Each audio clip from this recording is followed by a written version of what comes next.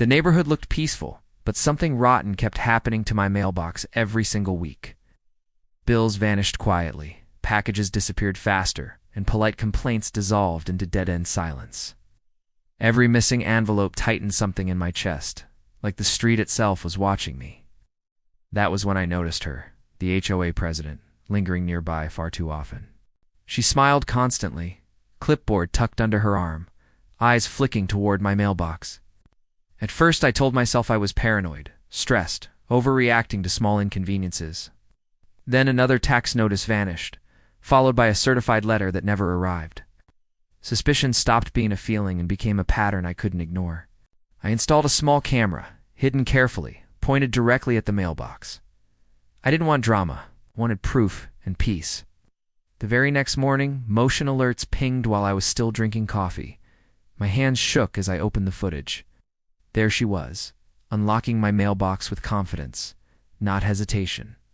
She flipped through envelopes like she owned them, utterly relaxed. Before leaving, she waved directly at the camera and smiled wider. That smile felt like a declaration of war. I confronted her calmly, camera footage ready, voice steady, despite my pulse racing.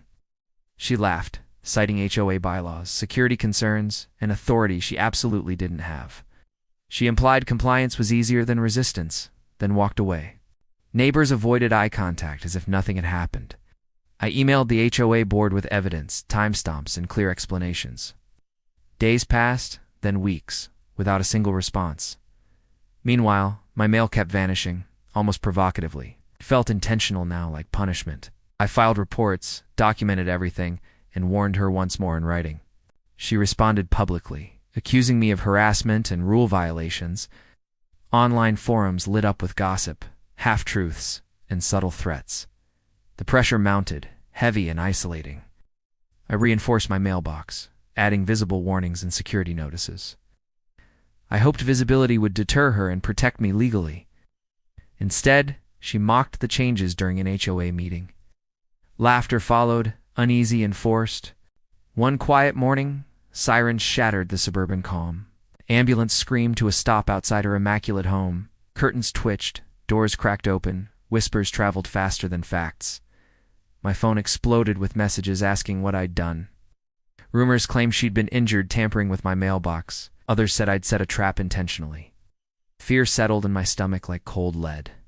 I called a lawyer before answering anyone. Authorities contacted me later that day, calm but thorough. I handed over every email, report, and second of footage. Reviewed her repeated actions with growing concern. The narrative began to shift quietly. It emerged she'd ignored warnings, laws, and basic boundaries. Her injury resulted from her own interference, not malice from me. The investigation expanded beyond my mailbox alone. Other residents started coming forward nervously. Stories surfaced about fines, threats, and intimidation spanning several years. The HOA board suddenly stopped returning her calls. Emergency meetings replaced neighborhood barbecues. Lawyers filled the room where cupcakes once sat. She remained hospitalized, reputation unraveling alongside her authority. Official letters arrived, this time delivered correctly. Her position was suspended pending formal review. Silence fell, where her voice once dominated. Neighbors approached me quietly, offering apologies and uneasy smiles. They admitted fear kept them compliant longer than they'd like. I listened, not triumphant, just tired. Vindication felt heavier than expected. The HOA restructured new leadership, promising transparency and accountability. Policies were rewritten, oversight introduced, power redistributed. My mailbox stood untouched for weeks. Peace returned slowly, cautiously. I still checked the camera every morning out of habit. Trauma doesn't vanish just because justice appears. Eventually, the footage stayed boring and empty. That boredom felt like victory. News spread beyond the neighborhood, stripped of its early exaggerations. Facts replaced gossip, documentation replaced emotion. Her legal troubles continued quietly, out of public view. I never followed updates closely. I didn't celebrate her pain or hospitalization, only cared that the theft stopped. Accountability mattered more than revenge ever could. The system finally worked, even if slowly. One afternoon, I retrieved my mail without looking over my shoulder. Sunlight hit the envelopes like something sacred. I realized how much anxiety I'd normalized. Freedom felt strangely simple. The street looked the same, but it wasn't. Power had shifted back where it belonged. Rules applied equally again. Fear lost its grip. I took down the warning signs but kept the camera. Trust, once broken, rebuilds carefully.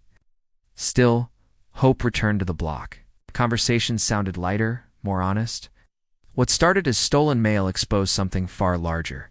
Control thrives in silence, not strength. Speaking up always carries risk. Staying silent costs more. My mailbox became ordinary again, exactly as it should be. Justice didn't roar. It corrected quietly. And for the first time, my front yard felt like home again.